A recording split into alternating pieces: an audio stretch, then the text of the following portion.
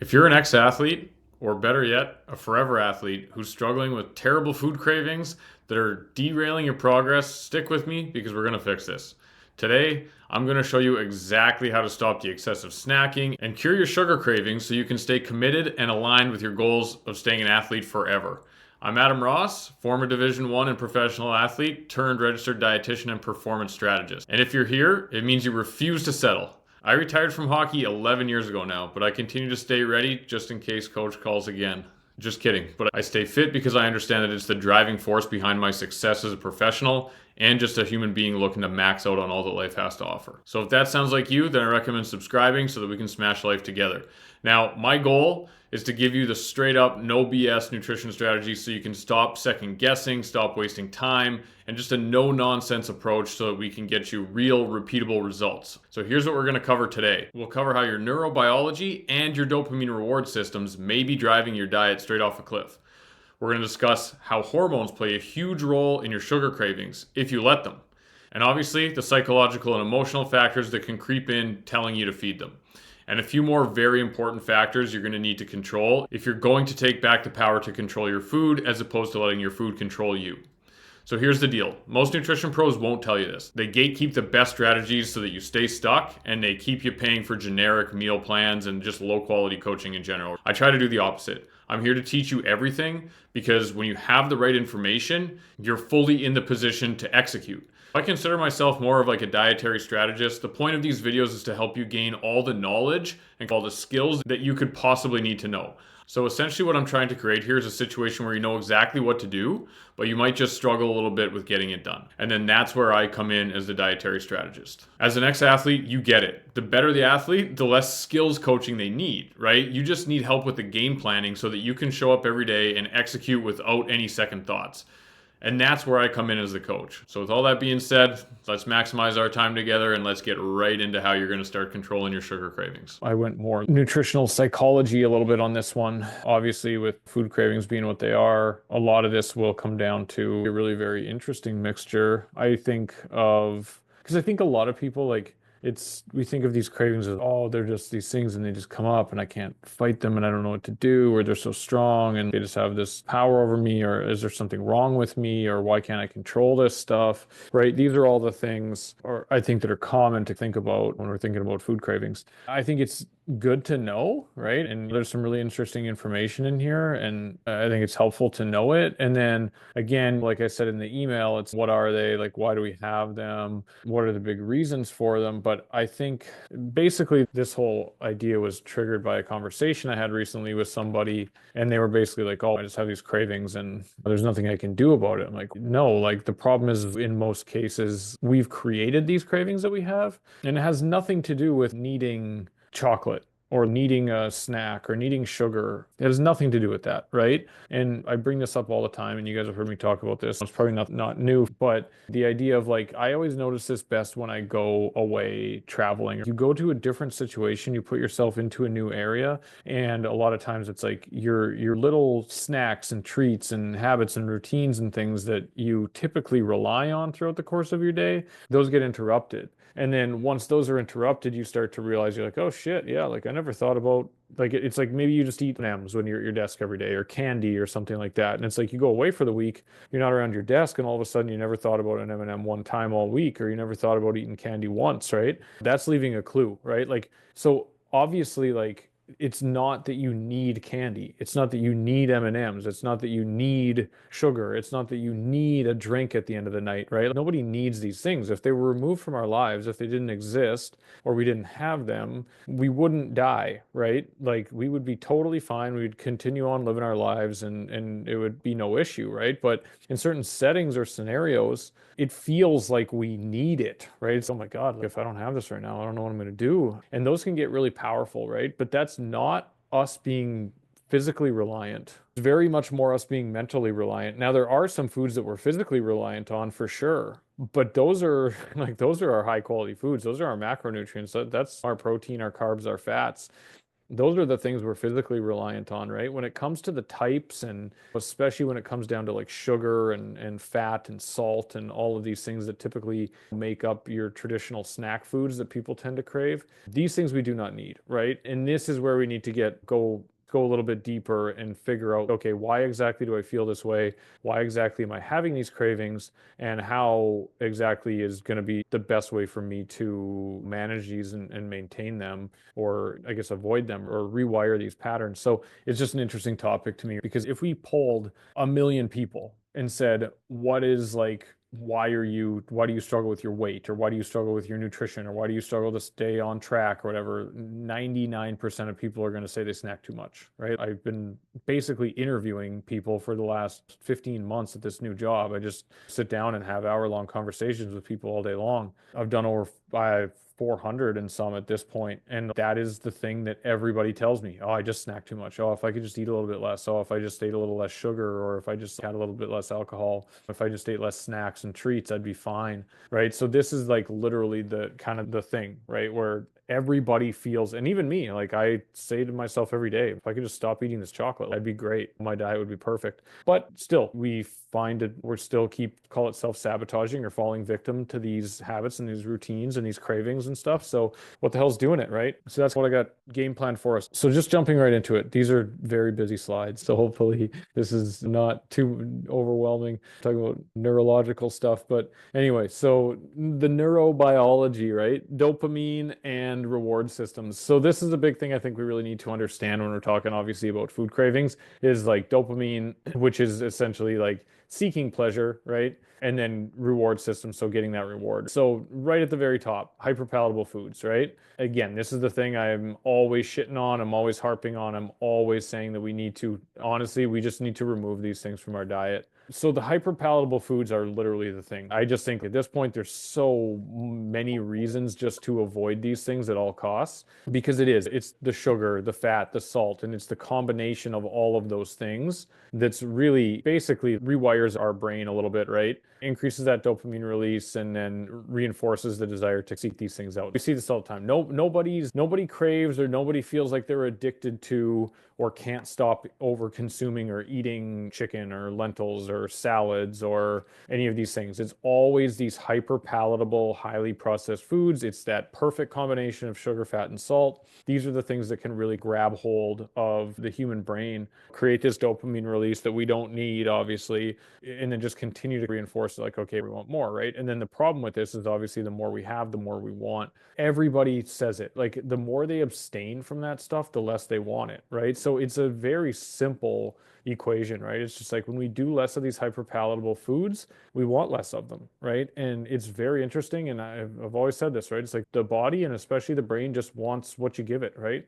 If you're an alcoholic, it's just going to ask for more alcohol. If you eat a lot of salads and protein and things like that, you're going to, believe it or not, those are the things you're going to want, right? If it's a lot of candies and chocolates and baked goods and things like that, and especially these things that have a higher, call it like reward system in the brain from that dopaminergic standpoint, the sugar, the fat, the salt, then obviously it's going to start to drive the bus pretty quickly, right? This is why I'm always harping on people about the snacks and paying attention to the quality of their food, right? Is it may not feel like much in the moment. Oh, it's just a treat here, it's just a treat there. But this is what it starts to do, is it starts to dig in and it starts to undermine, obviously, that dopamine release and take a hold of the brain. And what once was like, okay, every once in a while, I like to have a drink, or I like to have a piece of cake, or I like to, in my case, have chocolate, becomes, oh, that was pretty good. I'll do it again tomorrow. And then it becomes a routine and it becomes a habit, and then it becomes locked in. And when it's locked in, then we're really in trouble, right? This is interesting, right? Like brain imaging studies. I don't know if you guys have seen these. I should actually call them up. Show that when people are experiencing cravings, specific centers of the brain kind of start to light up, right? So these are the areas that are linked to your emotion, your impulse control, and your reward systems. These things are starting to intensify, right? So as we're getting these cravings, the brain is literally speaking to us, being like, yeah, hey, I want this, right? And it's really it's an interesting thing to see and impressive, right? So again, it's typically, we all have this where the dopamine is really like the buildup. Oh, I want that, I want that, I want that, I want that. And then you get that, and then you're like, oh, all right, that wasn't really what I thought I was getting. That wasn't as good as I expected. I'm never doing that again. How many times have you said that? Every night? Oh my God, yeah, never doing that again, never doing that again. Because once we've had that fixed, then obviously dopamine is low, and then we're not seeking that out in any kind of a way. But then again, as time goes on and that starts to fade, and then that dopamine just gets stronger, then obviously we end up running into the same issue over and over again. And chronic consumption of these ultra processed foods can undermine things, right? And can take over and can lead us or leave us wanting more of these foods more often. And that's the thing that we're trying to avoid. So again, like I'm saying, the less we can make this a routine and a pattern and a habit, the better, because the less we're going to continue to seek that stuff out, right? So that was, I think, the busiest slide, but the neuro part is a big piece. And we've got hormones as part of the mix as well, right? So a lot of times, from a hormone standpoint, we don't realize, right? Like we have hunger hormones, we have satiety hormones, we have things that are driving our impulse to consume or not consume food. So cravings will fluctuate based on metabolic and hormonal signals. So we've got leptin. So leptin's at the top here is our satiety hormone. So obviously when leptin is high, and notice here, example, after consistent good sleep and adequate protein intake, cravings are naturally lower. So if we want to keep leptin high, we want to keep that satiety hormone strong, we want to make sure we prioritize our sleep, we want to make sure we prioritize our protein, and then I'll take it one further, and I think fiber is also a big piece of this puzzle, where if we can slow the digestion of our food, then we can also keep leptin high as well. So I think between sleep, protein, and fiber, I think that's going to be like our big three where we can really drive an increase in that leptin hormone and staying satiated long term. And then obviously on the flip side of that, we've got our ghrelin, which is your hunger hormone, and again, peaking before meals, and which can also increase cravings, and especially for calorie dense food, because obviously, hey, like when we're hungry, we're just wanting, obviously the hungrier we become, the more we just want to start to find something fast and calorie dense. So that's where from people that are intermittent fasting for half of the day and then feel like the wheels fall off the bus at night, and they don't really understand like why this is happening. This is the situation, right? So that ghrelin is building, it's building, and then as it builds over the course of the day, all of a sudden at some point, hey, it's going to start to really take over, and then it's going to really start to sabotage your ability to make these good choices or control your satiety, right? So I think this is a really important thing to understand, where it's okay if we do feel like we're one of these people who oftentimes are having a lot of cravings for high calorie foods or fast sugar, fat, salt, those types of things, like simple carbohydrates, whatever, then again, we want to go back to, okay, what's the easiest way to fight against this from a hormonal standpoint? And that's going to be our leptin, that's satiety hormone. And how do we control our leptin better? We eat regular meals at regular frequencies, right? We prioritize our sleep, we prioritize our protein, we prioritize our fiber intake. And if we can do all these things, then we're going to have much better management of that ghrelin, and we're naturally going to have a lot better management of our hunger. So it doesn't ever surprise me when I can get somebody that's going from, oh, I don't eat until 2 p.m. and then I have a light lunch, and then I don't know what, like something just goes wrong at night. It's okay. Hey, like it's always very scary and it's very weird for people to try to start consuming food earlier in the day. But if we're looking at it from this standpoint, it's like, all right, if we ate food all night and then we felt like shit and we went to sleep on a full stomach and we didn't sleep that well, now that low sleep is already impacting leptin. Now I'm going to wake up and I'm not going to eat until 2 p.m. Okay, so now I'm just letting that ghrelin build and build. So already I did a bad job of controlling leptin by having a bad sleep. Now I'm not consuming food on a regular basis, so I'm doing a bad job of controlling leptin there, or increasing leptin. And what I'm doing is I'm just continually building that ghrelin. Poor sleep is leading to that increasing ghrelin. No food for the first half of the day is leading to that increase in ghrelin. Then I eat a small meal, so I get a little bit of satiety, but again, still starting to stack that ghrelin. And then by the end of the day, we're looking at this, right? Where leptin's here, our satiety hormone is here, our hunger hormone is up here, but we don't know why we can't control our food intake later at night, right? Like it's very obvious if we think about it that way, but it's hard for people to understand this and think about it in that manner. So I do think that's a big reason why, again, we just want to make sure, hey, fasting's cool. Yeah, it's great. It's like the big buzz and everybody's talking about it, and oh, they feel on and they feel so focused and their energy levels are high or whatever.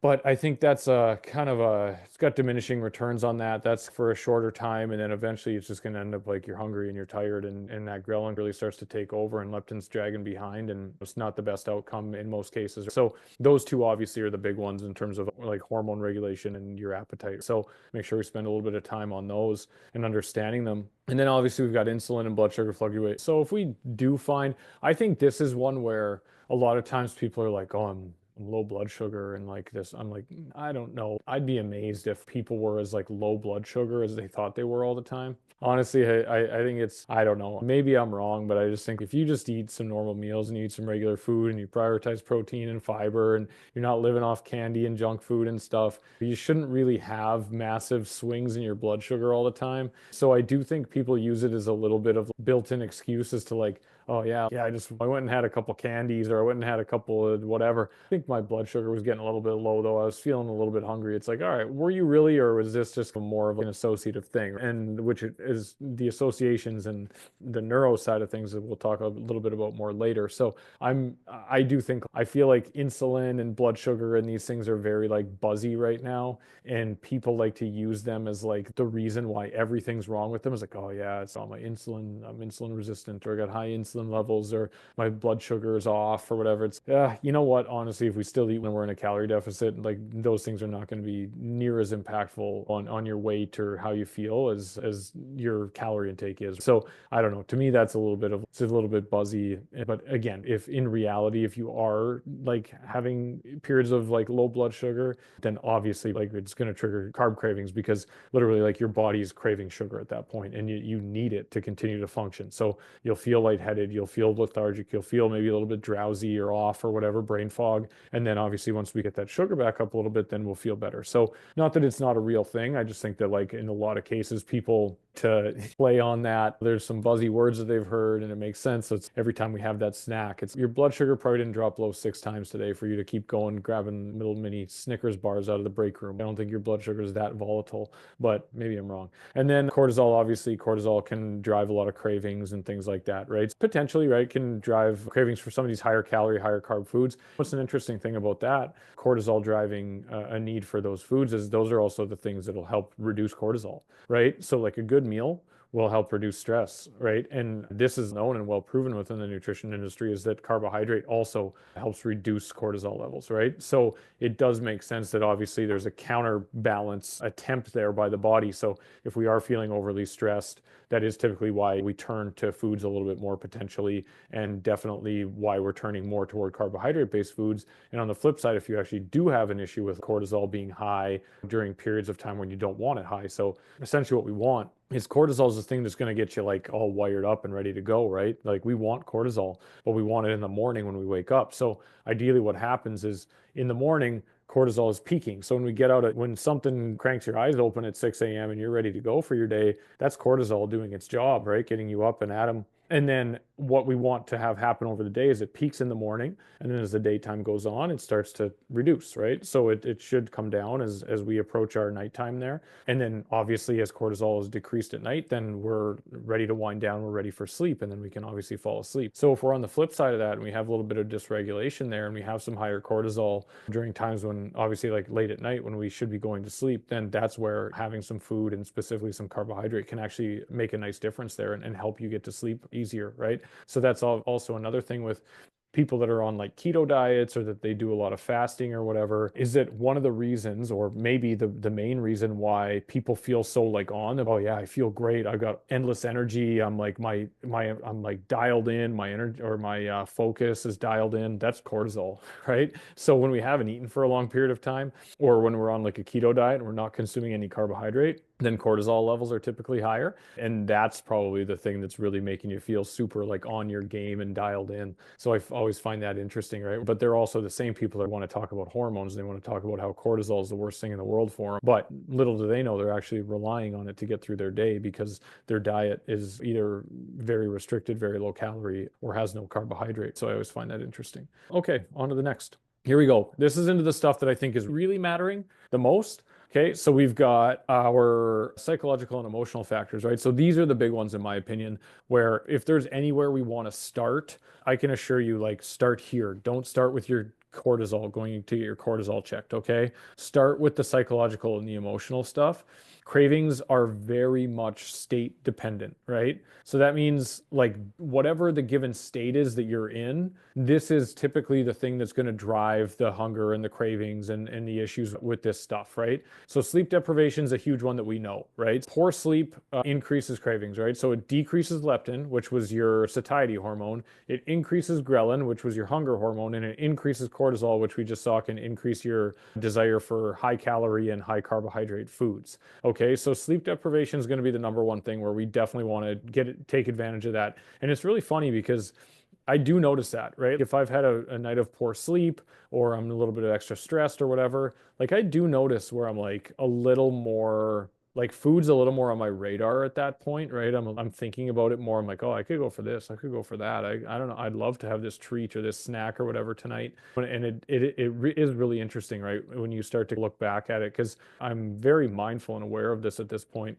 And this is typically something I notice all the time where it's you start to realize you're like, yeah, no, on those days where I'm low sleep or I'm extra tired or I just felt off that day or whatever, those are typically days where you tend to crave food a little bit more. So it's definitely something to pay attention to because then you can also ask yourself, okay, is this a real craving or did I didn't sleep well last night, right? Or I was under a ton of stress this afternoon or I just felt tired all day long, even though maybe you slept, like maybe you didn't sleep well, right? And you just felt you woke up a little tired, a little groggy, whatever. It all can make an impact. So high stress or anxiety obviously increases that emotional eating due to, again, we're talking about the cortisol. And then also too, it's, hey, the old what was me, like, oh, I had a hard day, like I got through it. I deserve some form of a treat, some form of a reward or whatever. And then that's again where I'll challenge you and say, listen, like food should never be a reward, or very seldomly should it be a reward. Because again, but just if food's our only thing to reward ourselves, if it's our only coping mechanism for when we're happy, when we're sad, when we're mad, when we're celebrating, when we're upset, like whatever, it doesn't matter. When we're tired, if it's our only way to cope with anything, then obviously like if it's always going to be there. I think that's another big piece of the puzzle is just ensuring that we are making sure we're very aware of, okay, how do we manage stress? How do we manage anxiety? If we had a poor sleep, how are we managing that? And are we being aware of the foods that we're choosing because we know we're a little bit more, call it like at risk for some slip ups or just some higher calorie and higher carb and more sugary foods and stuff. And then the problem with this is that vicious cycle, right? So it's okay. We had a couple nights of poor sleep, then we had a couple days of shitty food, then we had a couple of these dopamine hits. Now we want a couple more. Then that starts getting back into the stuff that we spoke about from like the neurological side. And then all of a sudden, now we've got this cycle where if we're not tired, then we've got the dopamine, then we've got, so it's, if it's not one thing, it's the next. And we can see how that can add up over the course of the days and the weeks and the months. And then the next thing you know, you feel like you're addicted to food and you have uncontrollable cravings. Because if it wasn't a bad sleep, it was the habit and the routines and the patterns and stuff, right? So it's then you're getting hit from both ends. You're getting hit from the mental and the physical and the physiological, right? It's tough. And then sometimes for some people, like having those forbidden foods, I actually do pretty well with these. I have a lot of forbidden foods. I just find that it's way easier just to abstain from a lot of shit. I'm not the guy who's, yeah, I'll just have a little bit of this and a little bit of that. I'm like, no, like I don't eat fried foods. I don't eat cakes. I don't eat cookies. There's a lot of things that I've never had. Living here in Long Island, they have those like 3-layer cakes or whatever, like Italian cookies, rainbow cookies. Yeah, they're like yellow and green and red or something like that, and they've got a chocolate layer on top. I'm sure they're delightful, but I've never had one, so I'm not about to, right? I've never had Shake Shack, so I'm not just going to head into a Shake Shack and just test my willpower. Like, not doing it, right? It's just not worth it to me. So I actually do think having some food rules is a good thing. But again, you got to know you got to know who you are. You got to know, is that going to be a positive thing or a negative thing in your situation for your psyche and for your ability to control your intake. So I'm one of those guys where like, it's like, hey, what you don't know can't hurt you, right? So, if you've never had something that's probably really friggin' good, I would highly recommend probably just continuing to not have it. To me personally, that feels way easier than to know what it's like and then always have that in the back of your mind. Oh my God, this thing is so good, but I can't have that or I don't want to have that. So I think abstinence is pretty good in a lot of cases for this. And then highlighted here, this is the important one, habit loops, right? So boredom, definitely one thing. Habit loops is massive. Again, these dopamine seeking behavior is often linked to repetitive habits, making cravings automatic and at certain times of the day. So that I cannot express. If that doesn't turn on the light bulb for everybody watching this, then I don't know what will. Because like I know like my entire day is just based on patterns. It's just based on patterns, it's just based on habits, it's based on routines, and it's these repetitive habits. And maybe you guys aren't as habit driven as I am, but I literally do the exact same things at the exact same times in the exact same ways in the exact same patterns and these habit loops that are being mentioned here. So this is 100%, right? And my big I don't even know if I got into that, but I was telling you I was having this conversation with this person and they were saying, oh, they have cravings and oh, they just have bad willpower. And if they could just stop these cravings, they would be fine. And then as we got talking, it wasn't willpower and it wasn't cravings at all. It was just associations, right? This person had food in all of these aspects of their day and their life. And the food, because the food was just associated with the moment, right? So again, it's like that those repetitive habits that make cravings automatic at certain times of the day. So this person was craving snacks in the middle of the day while they were working at their desk, right? So yes, if I'm sitting in front of my computer and I have this habit of grabbing at food while I'm sitting at the computer in the middle of the afternoon, that becomes just an automatic time of the day pattern, right? And a repetitive like loop pattern. So obviously at 2 or 3 o'clock every day, you're going to do the same damn thing. And then they were bringing food to bed with them at night and like eating food in their bed. So it was like, again, it's you're just creating associations. So now it's every time you try to go to sleep,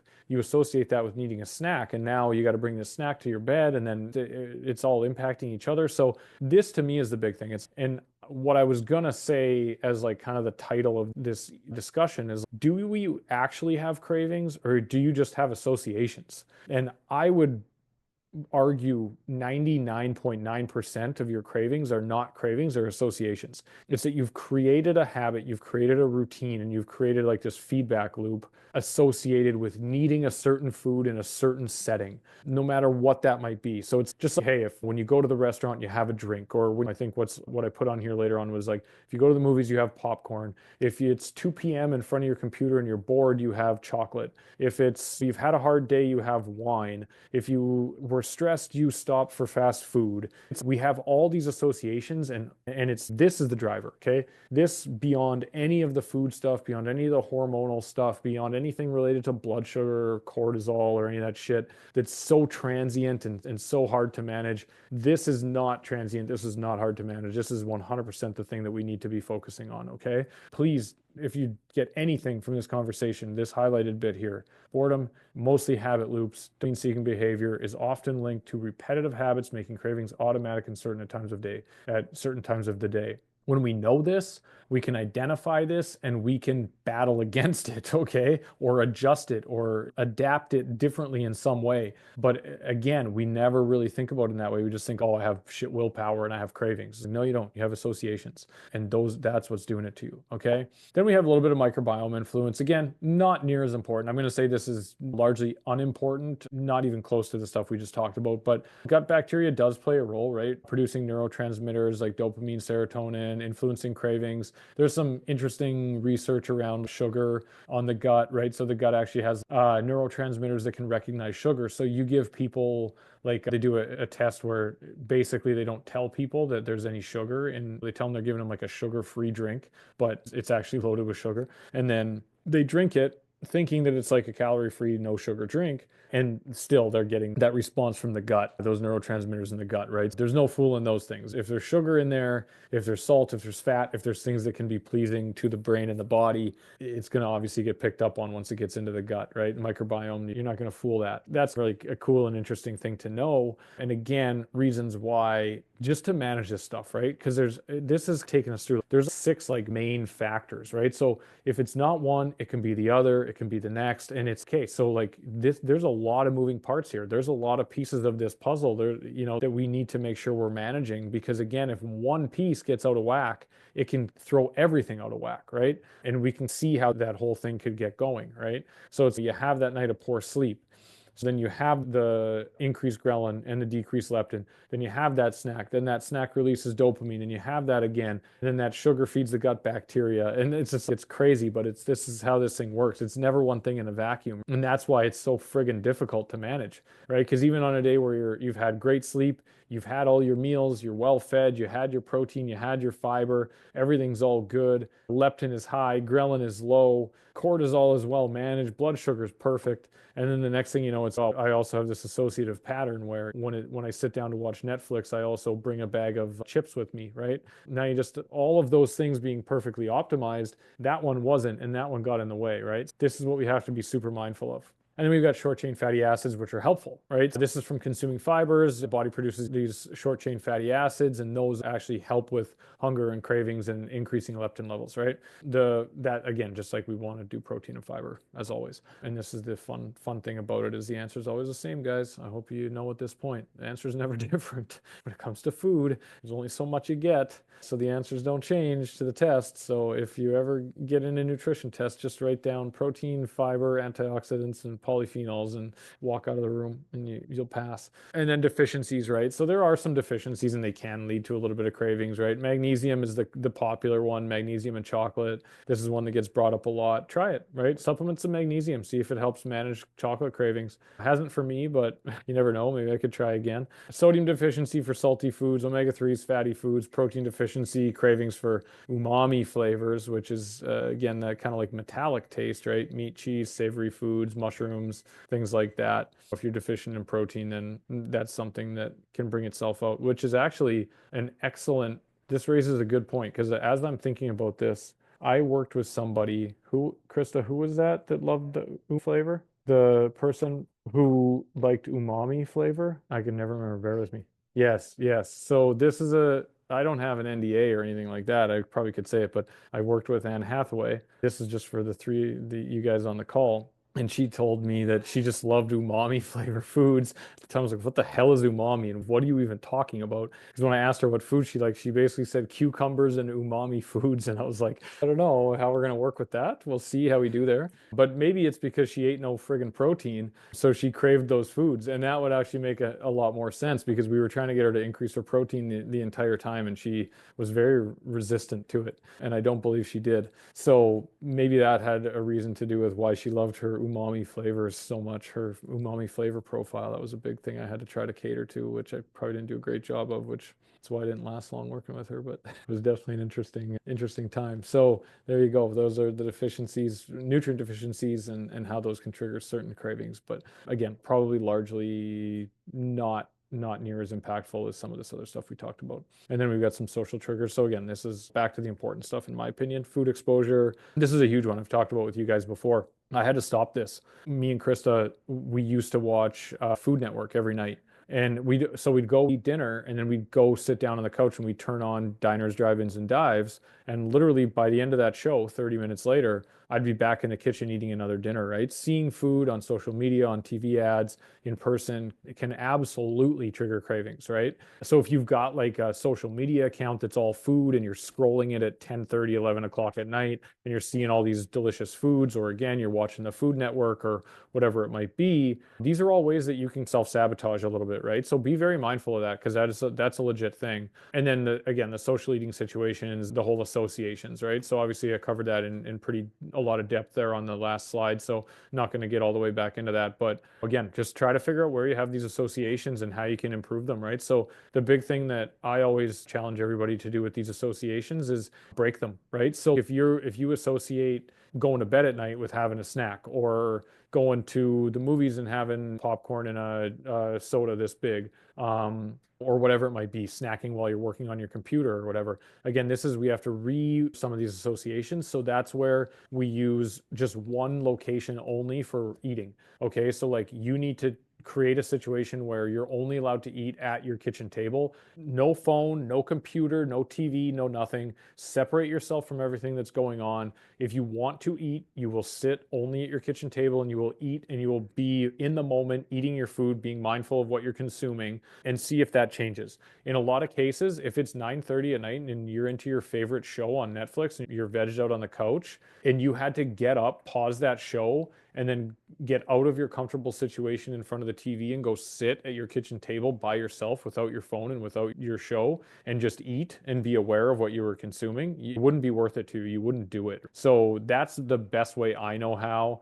And I stole that from James Clear from the book Atomic Habits. That's the best way I know how, and it works with a lot of people to start to break some of these patterns and these routines and these associations, is that we have to start to like reassociate, right? So again, like the bed is for sleeping, the chair is for sitting and lounging and watching TV, the kitchen table is only for eating, those types of things. We want to have dedicated areas where we do those things. Like I work from home, I work from my kitchen table. So I've been doing this since COVID. So like I can't sit down at this table without get working. Like it just like as soon as I sit down, I just work, right? And I could show you guys, but the only thing I have beside me is two different coffees I've drank today and water, right? So it's like I don't bring food here. I don't eat here. I don't bring food into this situation because I'm trying to not make these associations. Now, that is a problem because this is now my workstation, is not my food station. So I've had to find another place for that. But again, we want to make sure that we have these associations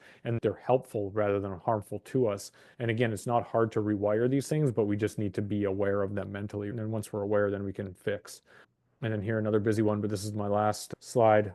So again, science-based approach to managing cravings, right? So starting with a protein and fiber. So this is cool. I want to take a second here to cover this because everybody's so hot on like GLP-1 medications and stuff, right? So it's funny because you can actually create GLP-1s and this PYY, peptide YY, that help manage like hunger and cravings. This is all natural stuff, right? Obviously, we've found a way through science to make it supernatural and make it last what would normally last a few minutes, last 7 days, which is super intense from that GLP-1 standpoint. But again, protein, fiber, volume of food, antioxidants, exercise, all of these things, they actually all help increase the level of GLP-1 in your body, right? That's, and also this peptide YY, PYY. So it's actually really interesting that we can control cravings, we can control hunger, we can control all this stuff from a lifestyle-based standpoint. Not to the same extent that we can with medications, obviously, but hey, if we're trying to get a head start, like why not do all these things that are going to help us naturally manage our appetite? So I find that to be really interesting because this GLP-1 became this big thing and this hot topic, and everybody's, oh my God, what is this? I need this. I need more of this. We can get this through our natural lifestyle choices as well. Again, not to the same extreme or the same intensity, but we can get it. And then that's why we want to eat regular. We want to have regular feedings. We want to have regular protein servings. We want to have regular fiber. We want to get up and move on a regular basis. We want to sleep well on a regular basis because these are all the things that can help continue to, you bump it, starts to come back down, you bump it again, and we do that all day long, right? And then we can help just manage appetite that way. Sleep, obviously we've covered. Exposure, we've covered. All these things we've all covered. Out of sight, out of mind. Love that one, right? If you don't see it, cravings decline. That's 100%. If you don't know it's in the cupboard, you don't eat it. And then all of a sudden you go in there and you're like, oh my God, we had this great snack in the cupboard. I had no idea. It could be in there for a year. You never wanted it. And now all of a sudden you eat the whole bag in 2 days. Like it's like the most classic case. So again, out of sight, out of mind. With a lot of these things, it's, I don't know, can you put stuff in the garage? Can you, if you have ice cream in your refrigerator, freezer, do you have a deep freeze or something and you can put it out in the deep freeze and you're less likely to just be, it's not always in your face. Put those hyper palatable foods at the back of the fridge or at the back of the cupboard, or put them down low where you won't look. Don't have them eye level, don't have them front and center, all those types of things. They all make a big difference, believe it or not. I like the idea of the whole delayed gratification thing, right? So eat your meal. If you feel like you want something, wait 10 or 15 minutes and see if you still want it. If you still want it, go for it, right? But that actually does help because, again, a lot of times when we consume food, we got to give the brain a minute to catch up with the stomach. So it's all right, we cram the stomach full of a bunch of food, but the brain hasn't yet triggered that, okay, I'm full. So we just continue to eat and then we're like, oh shit, now I'm really full, or I really didn't need that extra bit of whatever I had. That's where if we would have given ourselves a minute just to let our brain catch up to our body, we would have been fine and we wouldn't have needed it. But in a lot of cases, we just scarf down and then we keep going and keep going. And then by the time it catches up, then we know how we feel after that. Staying well hydrated is always a good idea. Managing stress, always a great idea. The habit loops, by far the best idea ever. Please I should have just done the whole conversation on habit loops. I think that's the trigger piece here for us all. So we really want to make sure that we get on top of those habit loops,